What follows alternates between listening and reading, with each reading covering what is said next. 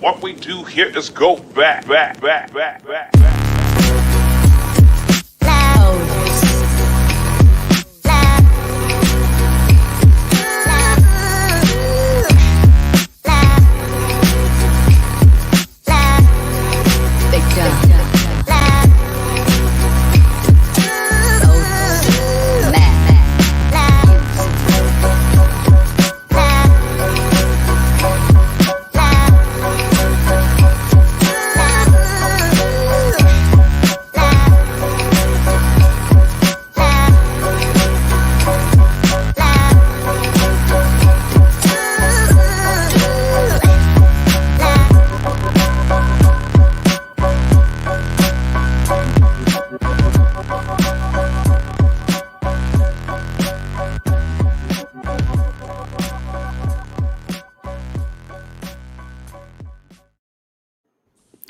What's up, everybody? Welcome back to another amazing episode of Bare Knuckles Most Wanted. I'm Matthew Kohler. I'm your host. Tonight, I have, of course, Matt Seibel right over here, right there. He is my co-host and the producer of this show, and we are joined by one of the most dangerous men in all of bare knuckle fighting and the number one cruiserweight at BKFC, and possibly the best cruiserweight in the world, Lorenzo Hunt. Thank you for joining us, sir. How are you today? What's up, man? What's up? How you guys doing tonight? Doing good, man. Doing good. You know, it's just another beautiful, busy Sunday. Just got back from a little weekend trip with the family down. I have a little fishing cabin down. There's a state park here in Missouri called Bennett Springs. We got a little cabin down there, so got to hang out and enjoy the nature and the family. But hey, here I am, and it's an honor and a pleasure to have you back on the show, man. Yeah, man, definitely got to live it up. Definitely got to enjoy your Sundays. Spent yesterday, kicking it with the kids and the family. Today I was back there working on my old classic car. I almost forgot about you guys. I'm in the zone. What you working on, man? What you got? Huh? What you got? What you working on? I got a 78 El Camino that I put back together from scratch. Ooh. And got headers, and oh my God, it sounds so beautiful. I can just stay back there and just keep tuning, keep playing with it. But yeah, I've owned a few L dogs myself. Oh, absolutely. So how close is the El Camino to being like complete, or will it ever be? I'm trying to get it done by my birthday. My birthday's the 9th. So I had to fly around. I'm getting ready to go take care of the BKFC, so I'm flying out there for that to do the interviews and stuff for the Dakota Cochran and those guys' main event. So I'll be out there with Susan doing my thing. So I probably won't finish this week, but I'll probably finish next week. It's really, cool. really close to done, all the way like to carpet, seats, bucket seats, interior type stuff. So now it's like, it's so clean. The Juggernaut. Hell yeah. Pretty Hell yeah. Well, I would love to see some pictures when it's done, man, because I'm a car guy. Yeah, you're gonna freak out. You're gonna be like, we're gonna start carting it out to the BKFC fights. It'll be the Juggernaut. Nice. People can take pictures. That is awesome. That's awesome. Well, just save a seat for me in the bed of that El Camino. Yeah, it's sweet, man. Like So, man, what's been up with you? What have you been up to? Like, I know you got a lot on your mind, and tell me about what's been up and what your thoughts are on like the situation with your career right now. So my career, like you say, you put it all together in the introduction. You say, hey, this guy's the baddest man in the BKFC, quite possibly the best bare knuckle fighter in the world right now. I'm pushing, and I've been pushing, and I've been grinding so long that it's just a normal thing for me. But I talked to my dad about it because I was all riled up, and I was like, it's time to get another fight. Oh, Hector Lombard this, Hector Lombard that. He won't fight me. Pressure on David Feldman, pressure on Nate Shook. Calm down. My dad said, you ever saw the Bruce Lee movie Enter the Dragon? 100%. One of my favorite movies. Remember, he was down in the bottom of the thing, and he was whooping everybody's ass. And then they trapped him in a room, and all the doors slammed down. And he just sat down. He didn't freak out. Yeah. He just sat down. Yeah. So I just take a seat, like I did in the Josh Dyer fight. When it's time to whoop ass, I'll be whooping ass again. But for right now, I'll sit down. That's fair. That's fair. I mean, and I think, but I think that's such an important lesson for a lot of people, a lot of fighters, and I think that's one of the biggest struggles for the fighters in all of combat sports is just like that process of just waiting for it to happen. Sometimes it's just so damn stressful, and trying to get into the head of the promoter and the matchmaker and all these people who are calling the shots, and you're like, what are they thinking and what's going to happen next? And at the end of the day, what's going to happen is what's going to happen, and you can only control the things that you can control.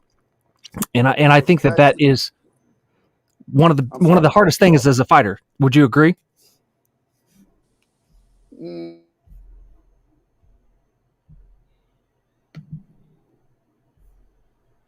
So not one of the hardest things I would say, but it's an element that most people don't consider.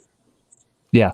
You got the life of a fighter. You got to push. You got to train. You got to go. You got to, you got to wake up. You got to go to work. You got to take care of a family. You got to be the best in the world.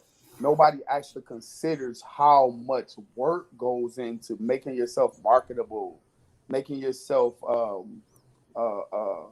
important to the promotion, making yourself indispensable, being, you know what I mean? Being more than just a fighter,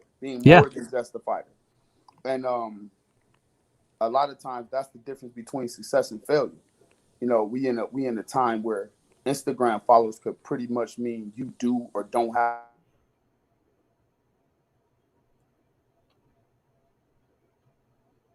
much new move. So he probably thought of a new move. So yeah, like I said, we live in a time where Instagram followers could mean you got the job or you didn't. So yeah, you just got to stick with it, stick to your craft, try not to get too distracted, and make yourself indispensable. Right now, I'm at the top of the division. Somebody's got to see me, whether they need time to catch up, whether they need some guys to separate themselves, in the race. I'm just sitting out front, 100%. And I think that anybody that denies that you are one of, if not the best in the game right now is just, I'm sorry, like you just haven't, you don't understand the sport. You don't pay attention. Yeah, you're just not watching. But aside from that, I think that you hit on a really good point is that in the whole Instagram social media thing. So for some of the up and coming fighters who aspire to be you, what advice do you have for someone like that who's coming up in the game? Should they work harder at perfecting their craft and being the most dangerous person that they can make themselves, that they can be? Or should they focus more? Because I've heard conflicting viewpoints on this. Should you focus more on the Instagram and the social media and all of those things? Or should you just focus on being a dangerous human? What's to you, from your point of view, for anybody that's watching that wants to aspire to be where you are, what advice do you have for those people? Personally, I believe that you don't straddle the fence. See, I've been doing martial arts so long, and I've been a fighter so long, and I've been through so much pain and persevered through so much and redeemed from so much that the strength you see in me it's not fluke. There's a story there. You don't just, walk up to a 300-year-old oak tree and think it just made itself overnight. That tree is strong for a reason. You know what I mean? It's been through some shit. So as I grow and as I go through things and I learn and Instagram, Facebook, I was never really into it because I stayed in the gym. I stayed practicing. I stayed trying to be the best possible fighter. And for the kids that's coming up now who kind of got it natural, I think you kind of got the publicity aspect of it natural. My kids, even my daughter, she knows how to make Snapchats and edit videos and everything. She's only 6. She's already. She grabs the phone and she say, "Hey guys, welcome to the YouTube channels." Like I know. She's got my kids do the same thing. She's so. I think you guys will have an advantage over us older fighters who just, are purists. And I really can't say I can't say, oh, you guys should, do marketing, stick to marketing, figure out the marketing, da da da da da. I can't say that because I don't believe that. Me personally, I would rather be the most qualified for the job than the most marketable for the job. And the reason being, you wind up selling tickets to your own murder. Yeah. You'll that's a great point. Of attention. You'll get a bunch of attention. You'll be the most marketable, and you'll sell a whole bunch of tickets to watch people get your ass whooped. I'm not into that. Yeah. You understand what I'm saying? I'm in the gym, and I've made a chronicle of my everyday. Not because I expect people to jump on and follow and become like some sort of reality show, but later people will be like, how did he get this good? And then they'll go to my page and see for years and years and years and years. I put it right there. Everything I said, everything I do, I did it. And then people will be able to go back and look and be like, oh, that's why he's so strong. That's why he's so good. But as far as being the most 100 million followers guy, I don't know how to do it. I don't know. I don't have a clue. Yeah. And that's the $1 million question. And that's the biggest thing right now in the world of combat sports. It's this weird like balance of trying to do both. And so, I represent a number of fighters that have not the slightest stinking clue on the social media side, but they know how to hurt people. They can get in there and give you a highlight reel knockout. Yeah. And impress people in that way. So I think it's just a weird, interesting time that we're in right now in the world of combat sports. So I think over the next 3 to 5 years, we're going to see some real developments. And I also think that you look it's a niche to be filled. I understand. Somebody will either step in and fill the niche for the fighters, for the serious guys who are on their job, but like I said, I'm gonna go with old faithful, old dependable skill. That's what I want. Dependable, reliable, noteworthy skill. Because like I said, people are gonna catch up. They'll know about the more sensational fighters. They'll know about this sensational marketing guy who's like, he looks really tough on the internet and all of that stuff. He looks really good. He takes really great pictures. People will know about him. And then I'll whoop his ass. But I kind of also think that you are that guy. Yeah, you are kind of the sensational, great looking dude that whoops people's ass. So I think you kind of have that. It's coming. Like I said, people are late to it because, like I said, I don't necessarily hard down market. I watched a couple of YouTube videos and they say how to go viral and how to do this and how to do that. Man, they say you gotta post 4 times a day. You gotta do this. You gotta do this. Right. You gotta do that. You gotta get verification. You gotta pay for this. I know. It's a lot. It really is a lot. Job. It is. And one thing on that, like I really feel like to me, in it as far as that aspect of the game, I almost feel like that some of the females have an advantage over the men in that aspect because it's a lot easier for women to bring in a bunch of followers, But for the dudes, it's a whole different challenge. That's another problem too. So I do think it's a problem. I agree with you. What are you willing to do for followers? Right. You understand? I'm not willing to do anything for followers. I'm not willing to walk out to my fight in black panties like Tyler Goodjohn for a couple of followers. It's not going down. You know what I'm saying? Like I'm not. No, and I appreciate that. Compromise myself because believe it or not, my discipline and my heart, my dedication, my morals, the things that make me a man, that make me solid. That's what makes me a good fighter.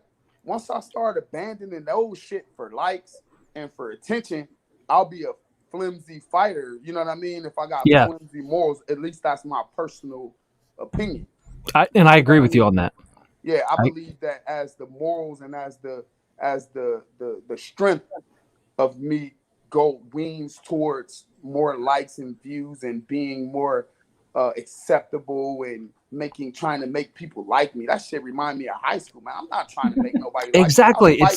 It's not a popularity contest. This is the who's the baddest man or woman, inside the ring. That's, to me, as a fight fan, like, I could care less what you look like. I care less about what any of the women look like. I do not care about that. I just want to see some violence, and I want to see who's more skilled at inflicting pain on the other person that's standing in front of them. And I would like to talk about that too. So it's not about pain. It's not about violence, really. Some of the guys think it is, and those guys may start fast and fizzle out. It's not about being a tough guy. It's not about being the biggest guy in there. It's about being smart. It is literally a chess match. And the guy can sit down and he can be scrawny and be better at chess than you and whoop you easily. He could be a kid. It's just about being the right place at the right time, throwing the right shot, and being, smarter. It's about being smarter. So it looks violent. But it's less violent than a street fight if you know what you're doing. Absolutely. And that's why I said the person that's more skilled at violence, at inflicting violence, and inflicting, like I said, for the most part, I go in there, I come out cleaner than I went in. You know what I mean? I'm coming in there to do a job. Yeah. And the guy that thinks it's all about crash and bash and smash, and he not going last because he misusing the tools. He doesn't know what he's doing. He's like, you ever seen a person who can actually swim versus a person who think they can swim? Yeah. Yes, I have, actually. A person who can actually swim, they are floating across the water like Jesus. And then the person who thinks they can swim, it looks like they're fighting, drowning. They're just trying not to drown. And some of the BKFC fights look like that. It look like it's a guy who's just drowning. He thinks he can swim, but he's just flopping his arms and feet. And then there's another guy, he's just chilling in the water. He's at home in the ring. 100%. I think that plays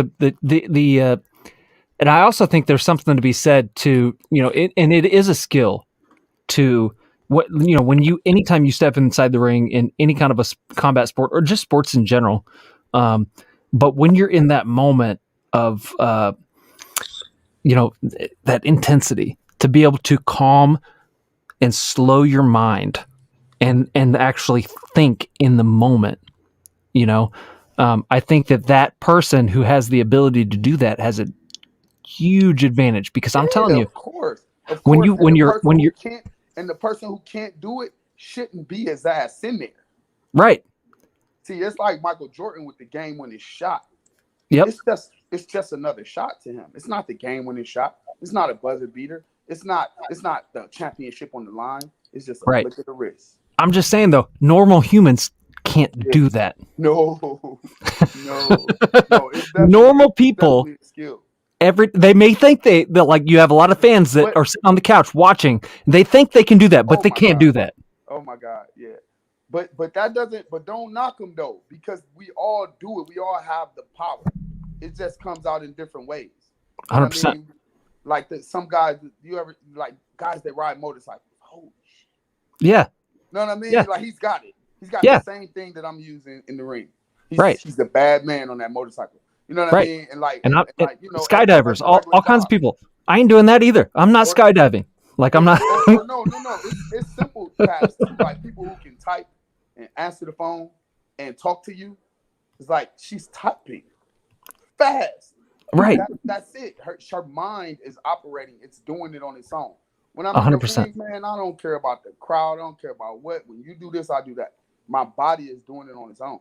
Right. I'm not tripping. I could be on the freeway, cruise control, 100 miles an hour, listening to jazz. It's crazy outside, but I'm chilling inside. 100%, 100%. It's everybody has that. Like, and I think that there are different things that stress all of us out. for some people, it might be extremely stressful to walk into a business meeting in front of a board of executives and try to sell them on a product or an idea. I can do that all day long. Listen, I can sell popsicles to Eskimos every single day of the week, and not drip a bead of sweat. But there are other things that make me super nervous, and so I think that it's an acquired set of skills, but it's also, I think, a certain level of natural ability, and especially in combat sports, when it comes to someone standing across from you trying to hurt you, and to stay calm in that moment. I think it takes a special kind of person to be able to keep that sort of calm, and not let the fear and anxiety, because everybody has it. Everybody has the fear and anxiety, but to not let it affect you or affect your performance. That leans towards something different. I only know one type of way to get that, and that is for the people in the world who have been hurt so much that it became normal. Now, other people, they look and they see what we do and they think that I could do that, but not if you haven't been hurt. No. Not if you've never been punched in the face, not if you've never been abused or kicked or bullied, or not if you've never been in a fight, not if your big brother didn't smother your ass. You know what I mean? You just don't got it. Your body won't let you learn this if you haven't been through nothing. Exactly. And so it's sad, but it's true. Now, for the people who have had that coach barking down their throat, who have been knocked over a bunch of times, who played football and been kicked and been bullied and been, beat or been frosty, those guys, if you just actually watch the good ones, they had, abusive fathers, or they, drunk this, or they, got beat down and they stood back up, or it's real. That kind of power comes from pain. 100%. And I think it's somewhat to do, just to wrap this topic up, I think it's a lot to do with a mentality. I think it's an intentional mindset, if you will. And one of my favorite books is called Relentless by Tim S. Grover. I don't know if you're familiar with that book, but listen, if you are a competitor, and you have not looked into this book, and the audiobook is great. If you're a reader, read it. If you like audiobooks, go get it. But Tim S. Grover, it's called Relentless. He was the personal trainer for Michael Jordan, Kobe Bryant, Dwayne Wade, Charles Barkley. So all of these elite athletes, and the idea of Relentless, it's about the mindset and what it takes to become the greatest, and never being satisfied with not being the greatest, and not never being satisfied with it, bro. Like I said, I'm already looking past the belt too. 100%. I want. That little trinket from snatching it from around Hector's waist would be, it'll be sweet. But bro, I'm looking so far past that, man. I was like, okay, what's next? I have to be honest with you. I don't. I think Hector is a really good fighter. He's a good fighter, but I just don't think that Hector would last long in the squared circle with and I'm unbiased. I'm just saying, I'm not a betting man, but if I'm betting on Lorenzo in the Hector Lombard fight, and I really feel like that there are some good cruiserweights, but I think that the next matchup for you has to be for the belt, and it has to be against Hector Lombard, and I do think that you will win. Now, not again, that's not knocked against Hector. I just think styles make fights, and I don't see him winning that fight. Now, again, our listeners may disagree with me, and that's okay. But I'm not just paying you lip service. If I thought you weren't going to win, I might tell you that, but I feel like that fight has to happen, and I think that's the way that's going to go down. I'll say to that, every man has a chance, especially a seasoned fighter like Hector Lombard. Maybe he's got a trick or two up his sleeve that we have. He has a lot of tricks up his sleeve. I guarantee it. Yeah, he does. Like, for one, he punches with his thumbs. Try to thumb you in the eye. He's a tough ass dude though, and he's a good fighter. It's more like, see, remember when I said about pain and about, I can tell Hector was bullied. Hector was abused because he's become a bully. Hector's become a bully. He's become an abuser, so to speak. Everything he does is dirty. The way he thinks is dirty. When he gets back to the corner, he thinks something dirty, does something dirty. I was standing on the side of the ring when Hector was leaning against the ropes. I didn't know he supposedly had pneumonia or whatever, but he looked over and he looked like, I got to get out of here. I got to get out of here. And I started jumping up and down, screaming, keep your hands up, Joe. He's going to do something dirty. He's going to do something dirty. I was right in the where the fighters walked out. I was jumping up and down, screaming, he's going to do something dirty. Because you can see it. There's a look like when somebody's about to steal something or when somebody's about to lie. Yeah. He just looked like, I got to get out of here. He was in panic mode. And sure enough, not 10 seconds later, he sticks his thumb right in his eye. Yeah, I call it. I call it like I see it. And so with that being said, all I have to do is watch Hector for the headbutt and watch Hector for the dirty shit. Throat chops, headbutts, biting, groin shots, thumbs in the eyes. As long as I protect myself from the dirty things that he'll do, then I'll be fine. And then not only that, like I said, Hector doesn't know the source of my power, my pain. I dare him to try that shit on me. We both will be eyeless. Hit me in the nuts, we both won't have none. I promise you, if he kick me, I'm kicking him straight out the ring. Nobody, it's a rap. Like, he got the gun. If he crap me, it's gonna be wrestling. Whatever it's gonna be, it's gonna be. You understand what I'm saying? I will not be bullied by that little fucker. I love your mindset, man. And so what have you heard? What's going on with your situation? What's next for you? There is media silence, complete blackout. Now I speak to David, I speak to Nate, and I talk to him. It's just a hard situation, It's a hard situation for the promotion. Hector just won the title. That's the BKFC's champ on paper. So he gets a little time to, decide what he wants to do. Nobody wants to say what's about to happen or because they just don't know. Hector doesn't know. He trapped himself. Remember I said this is chess? You castled to the weak side, dummy. When he hit you, he did. No, he got right.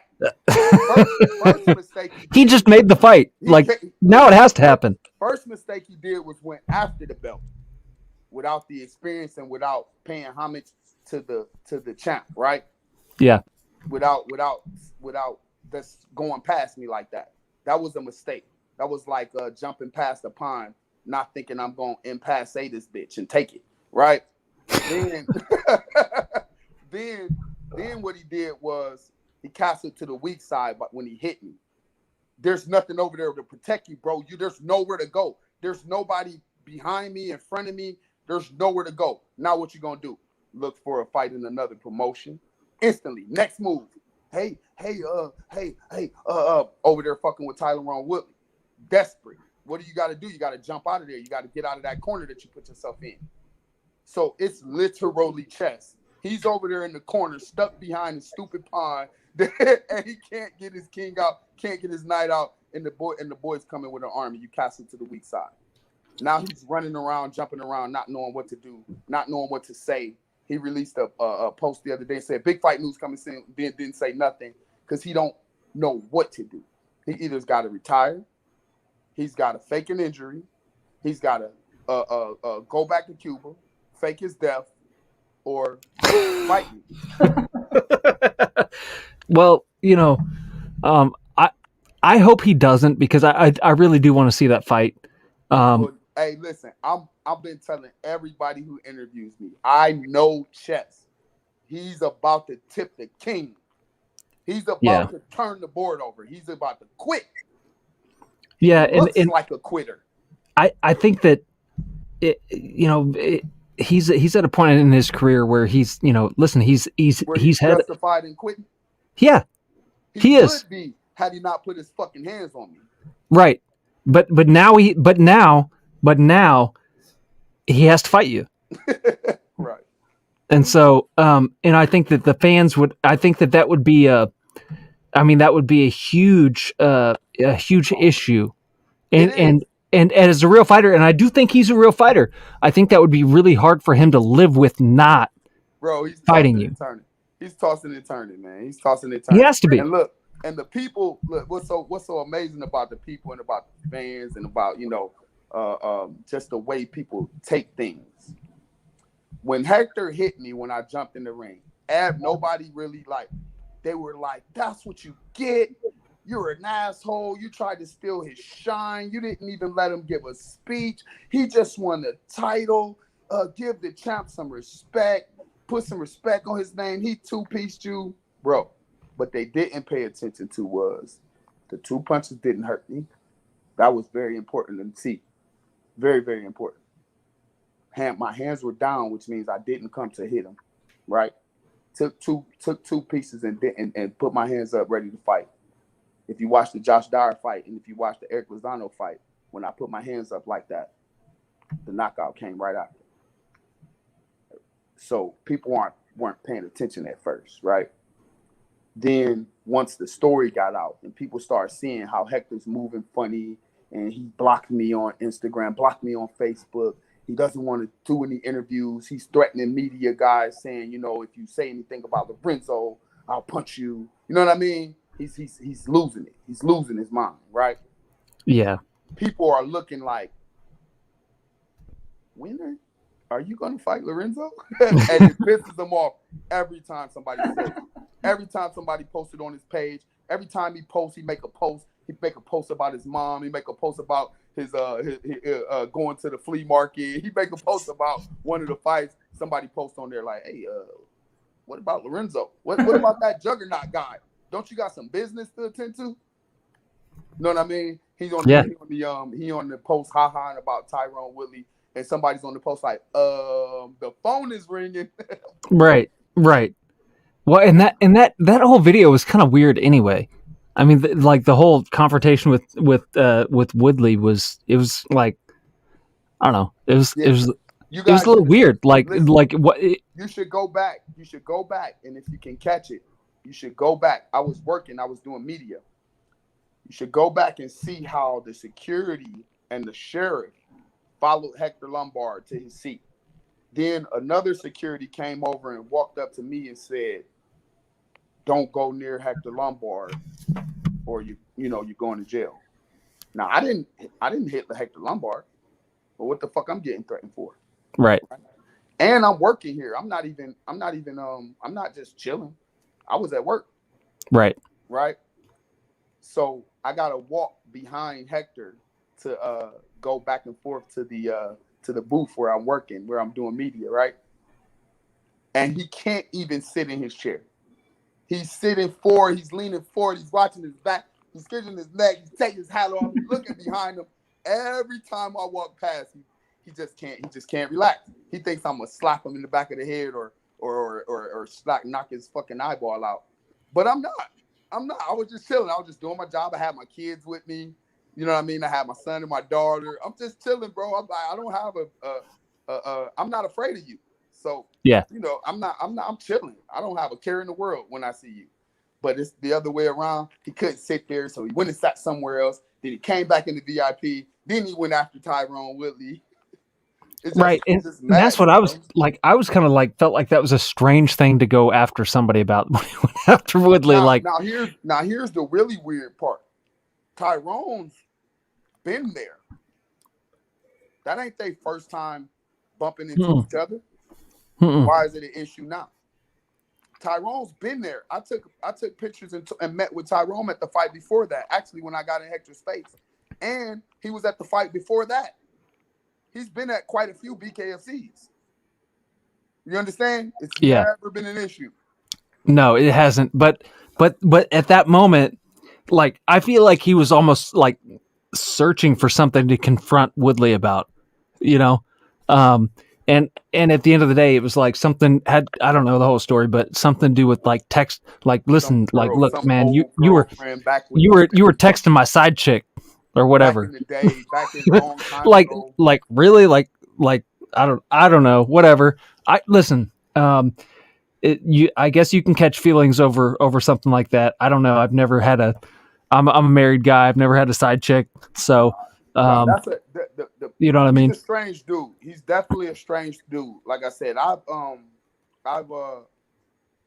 Hector and his coach approached me after I lumped up Reggie Pena back in Tampa, and they text me. I still got the text messages, still got the pictures. They were asking me to come train Hector, to help Hector get in shape, that he was going to enter in the BKFC. They came right after me. You know what I mean? As soon as he got interested in the BKFC, they came straight to me. And I said no. I said no to Hector Lombard. I said no to Thiago Alves. They asked me to come down there train Coconut Creek. I said no because I knew that as the BKFC got more and more interesting, that these guys I would have to fight.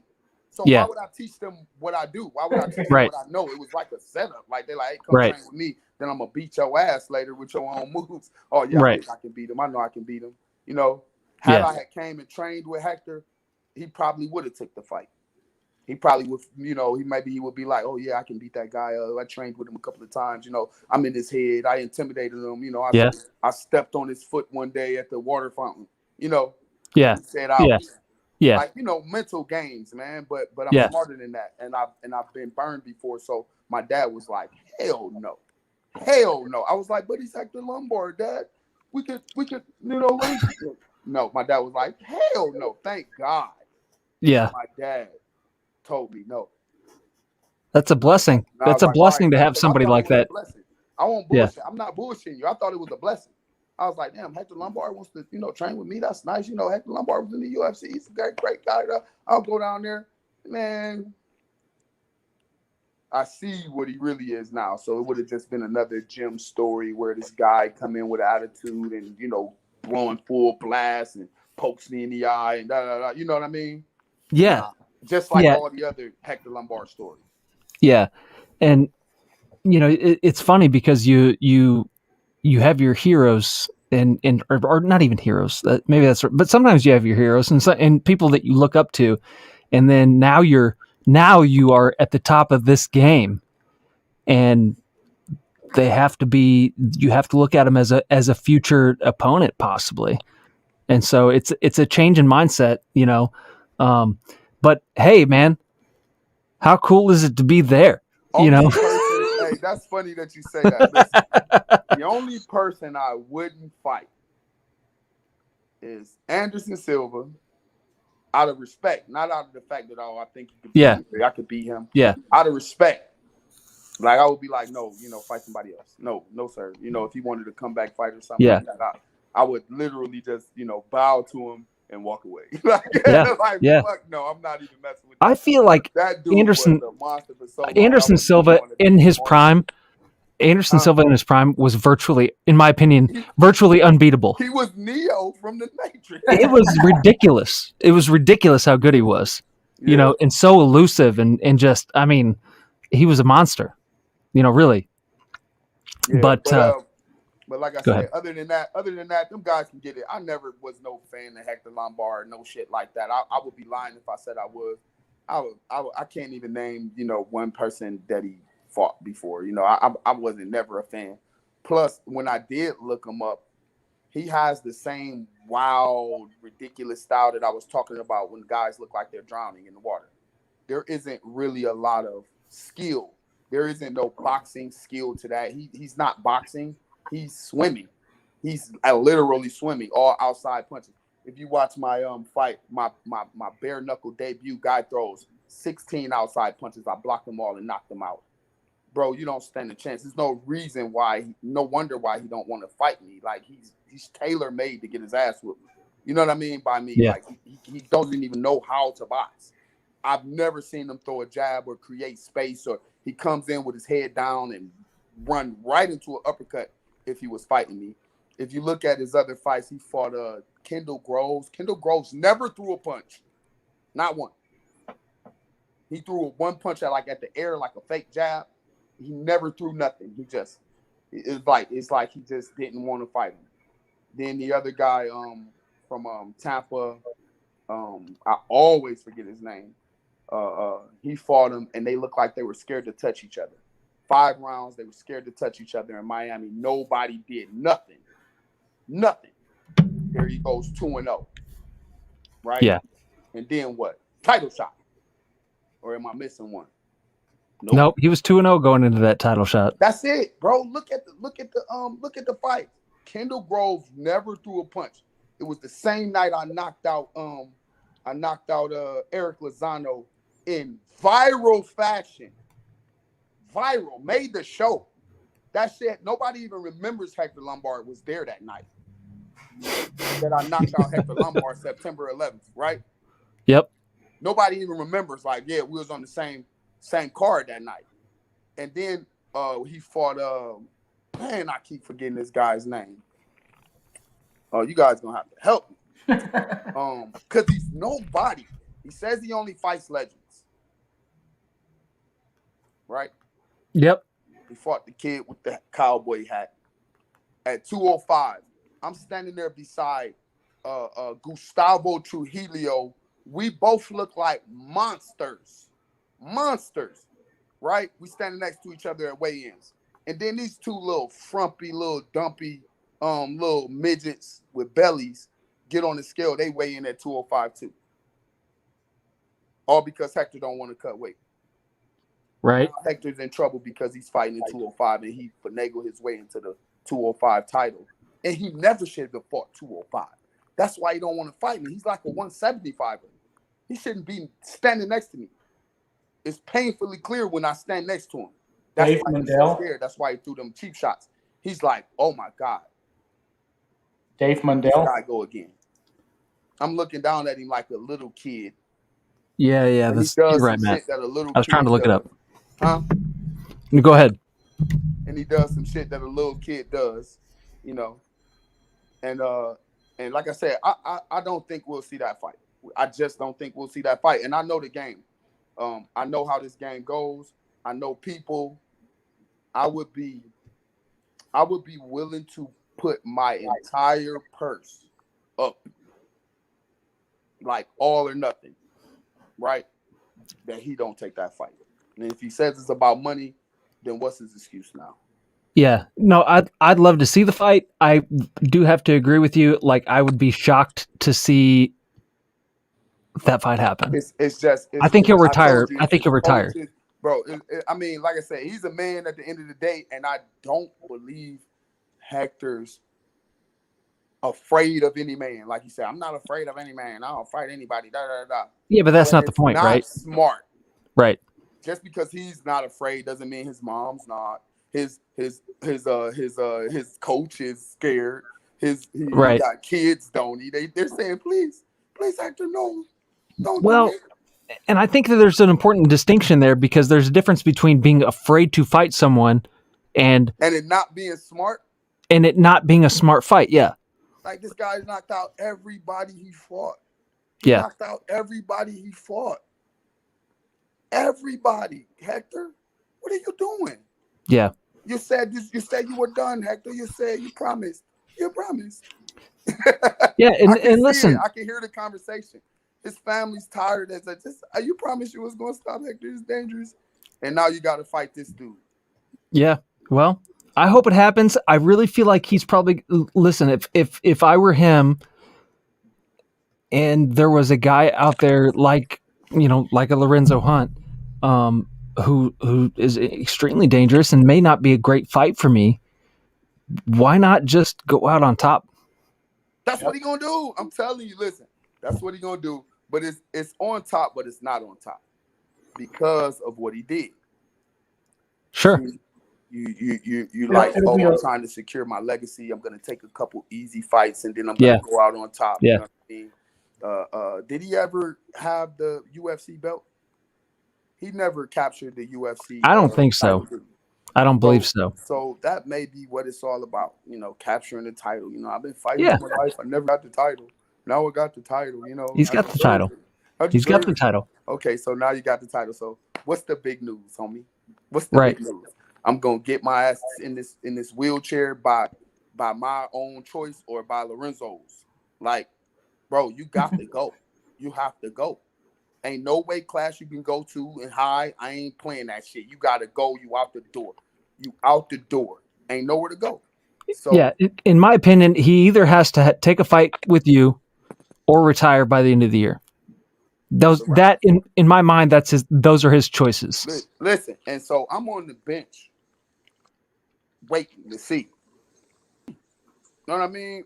Yep. Ain't no rush for me. Like I said, look, there's nobody close. I am in bare knuckle. I am 7-1. There's nobody near my weight class close to a record like that. Not even close. Not even Hector at 3-0. Quentin Henry is 2-1. Anybody you think of in our division is not even close. Like not even close to close. I can take some time off and they still won't be close. So I'm just waiting to see. You know what I mean? Yeah. Have you seen any fighters from any other promotions in bare knuckle that interest you? Well, there's always a bunch of guys overseas, and there's always these imaginary records and stuff that pop up sometimes, and maybe they can make something happen. But like I said, BKFC says I'm 6-1 because they don't count the fight that I fought outside of the BKFC, which was actually sanctioned by the same sanctioning body. But yeah, they have a promotional record. Right. So some guy can come from England and he can be like, I'm 25-2. But he'll still be 0-0, BKFC, which will make a weird fight because I'm 7-1. It'll be like, oh, he's fighting, and even if, like, especially when I mess him up real bad, they're gonna be like, oh well, why is he still fighting 0-0 guys? So it's really not a matter of who do I fight next. It's really a matter of who's qualified. Right. And the reason I asked that is because on my other podcast, Jomi Archangel, he's fighting for the BYB belt on September 11th for the BYB cruiserweight title. 7-0 or something, right? Yeah, he's 7-0, and he called out all cruiserweights from the BKFC. Jomi know he can't beat me. I know. So listen. I know Jomi. Me and him we're pretty cool, actually. He's a cool dude, man. I like Jomi. Listen, it's a good publicity stunt, considering the fact that I am, he's only talking about me. It's a good publicity stunt, but I go to the BYB shows and I've watched Jomi fight and I've watched him grow. I actually was at like his first fight. Like me and him probably debuted, he was doing the backyard stuff. And he can fight, but we are on two totally different levels. Right, but from the standpoint of record, 7-0, 7-1. Well, he would have to. I mean, they would have to sanction that, and I don't think it'll happen because of the type of the two promotions. Yeah, I think that would be a huge challenge. I think that would be a huge challenge to merge BYB. And now later, let's say we got 25 fights, we got a title. Right, that's what I'm saying. Like down the road, if he keeps winning, making millions of dollars, and they're like, I want to unify the belts, like WBC and WBA, maybe that in the future. But I think right now, with everything growing and every company trying to establish their own foothold, I don't see that happeing. I don't see it happening. Does it have more of a chance of happening than the Hector Lombard fight? Anything has a probability than this Hector Lombard dumb shit. But down the road, considering it would be a big fight. Yeah, but I mean, down the road, if Jomi keeps winning, though, I mean, it's got to be a question in your mind. If you've got another guy in the same division walking around saying that he's the champ, when you're when you know that you're the champ, I mean, that's got to not sit well with you. Well, there's always not really. That doesn't bother me as much as you might think, because in MMA, like, I had 5 titles. There had to be 70, 80 titles in Florida floating around. You know what I mean? Yeah. Different promotions and different this and different that. On the AFC champ, the RFC champ, I had 5, 6 titles, bro. I was like, I'm used to that. That's no thing. When it comes to the BKFC and the BYB, I respect, the hustle. I respect the grind of those guys. David Feldman's doing his thing. Dada's doing his thing. They're doing their thing. That's beyond my pay grade. I can't say if that'll ever happen. Like I said, outside of the ring, me and Jomi are cool, so it ain't like y'all will ever get us to bump each other in the and bump into each other and fight at the beach. But if they put on a big show and they just decided, okay, and all the stars aligned and we got to put on a big show, maybe Madison Square Garden in New York or something like that, then Jomi will get in there and we'll shoot the shit, bro. We'll shoot the shit. But other than that, I don't think that'll happen. Like I said, I think it'll happen before me and Hector, but that won't happen. Hell yeah. Well, hey, man, listen, it is always an honor and a pleasure to have you on the show. Is there anything else that you want us to cover or that you want to talk about before we let you go tonight? Yeah, of course. Like you say, I am the champ. I am the champ for a cause. What makes me a champ is that I care. I'm not just some tough guy running around trying to be the toughest guy, the biggest guy, biggest muscle, rah, rah, rah. That shit's all fine and dandy. But at the end of the day, I want to say that everybody needs help and everybody needs to be willing to help somebody. So for a long, long time, even throughout my whole MMA career, my amateur career, I always chose a charity to champion. I used to collect donations for the Multiple Sclerosis Foundation. They followed me around. They sent their people out. We gave out bands. We did multiple sclerosis awareness for years and years and years. So no matter where my career went, there's a trail of charity behind me. I tried to leave something other than just mangled people and broken dreams. So for now, I've chosen the National Alliance to End Veteran Suicide. At one of the BKFC shows where I gave away my role, the man had lost both his sons to suicide after they returned from war. And it touched me so bad that when he asked me to champion his cause, I couldn't even speak. I just nodded my head because I would probably just started crying. You know what I'm saying? Yeah. Like, stop it. Like, stop, bro. Yeah. He's telling the story. And I'm like, okay, whatever you want. Just go before you embarrass me on TV. For sure. And I reached out to these really nice people at the National Alliance to End Veteran Suicide. They set me up with a whole bunch of stuff. They called me a brand ambassador. And now everywhere I go to every BKFC fight, especially the ones I don't fight at, I set up a table and I pass out cards and take pictures and just try to bring awareness to this fight. 22 veterans killed themselves every day after returning from war. So there's a war after war.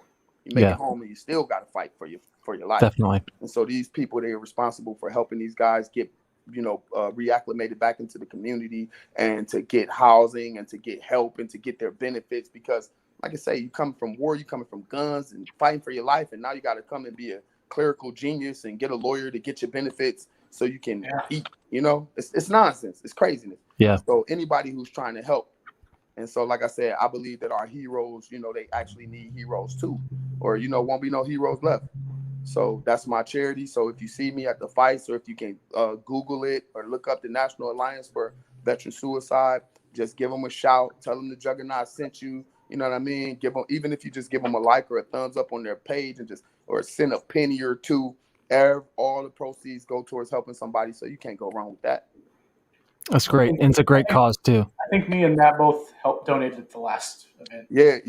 Definitely. I'm glad you guys did that. And like I said, we're making a way for people who need help, people who jumped at the chance to do something good or to be a hero or to help, Absolutely. And now they need help. And that's like that's like my worst fear, to live my whole life helping people and then reach my hand out for help and and nobody helps. Nobody's there. Yeah. Holy yeah. shit. You know, die in the gutter because nobody will help you. And it happens way too much. You used all your strength Yep. and all your power and all your God-given talents to help everybody. And then now you need help and everybody's like, Yeah. Yeah, it's not cool. What? It's not cool. It happens way too much. It really does. So I admire you for doing that. And I think that that you're absolutely right. It's a great cause. So you heard the man. Go check him out. And say it one more time. It's the National Alliance for End Veteran Suicide. National Alliance to End Veteran Suicide. National Alliance to End Veteran Suicide. Go check them out. Go donate some money. Every little bit helps, and go support these heroes who have all put their lives on the line for us. Thank you, everybody. And one more thing to all my fans, I want you to know that you have not seen even the best. I'm not even operating at half speed. If you watch the fight, I'm chilling. I got more for you. I'm not even warmed up yet.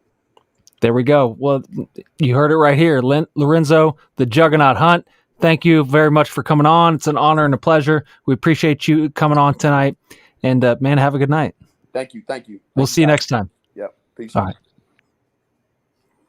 Well, there you go. Lorenzo is always a great interview. Always has something interesting to say. Again, we need to see Lorenzo fight again. He's one of those guys that everyone... we're all missing out as fans the longer we have to wait to watch him fight. So thank you to Lorenzo. Thank you for Kevin Smith at Smith Brothers Combat Sports. Smith Brothers Management Company. I'm sorry, I'm probably saying that wrong. Apologize, Kevin. I'm going off the cuff. I should have prepared for that. But everybody knows who the hell I'm talking about. Thank you to Kevin Smith for setting all this up with Lorenzo. We appreciate it. It was the second best combat. Listen, we all work together harmoniously, but also go check out Fight Mixer Management. We are one of the premier management agencies for bare knuckle fighting. So fightmixermw.com if you're interested in joining one of the fastest growing and most talented teams in all of bare knuckle. Go check it out, fightmixermw.com. And that MW stands for Most Wanted, of course, because we are Bare Knuckles' Most Wanted podcast. Before we go, we'll shout out our sponsors, which, of course, are Dringer Nutrition. If you are looking to get jacked and ripped and you want some great nutritional products that might be consumed by the Vikings if they were still around, go check out dringernutrition.com. Also, they're definitely consumed by the hillbillies. They are definitely consumed by Sam the Hillbilly Hammer Shoemaker, who's getting ready to put on another ass whooping in a few days at BKFC 21. So check out Sam. That's right. He could be a Viking. I mean, if you looked at him, you wouldn't know. But thank you, Kevin. Kevin says, a great interview. I apologize for not shouting you out properly. But next sponsor is, of course, Dope Champ for all your Delta 8 needs. They got badass gummies and tinctures and vapes and flour and all of your Delta 8 needs. Go to dopechamp.com for all of that goodness. Go check them out. You got to get these in person from me. Yeah, you do have to get those in person because they cannot be sold online. But talk to Matt Seibel. He'll hook you up. And those are our sponsors for the evening. This is Bare Knuckles' Most Wanted podcast. We thank you so much for tuning in, and we'll see you next time.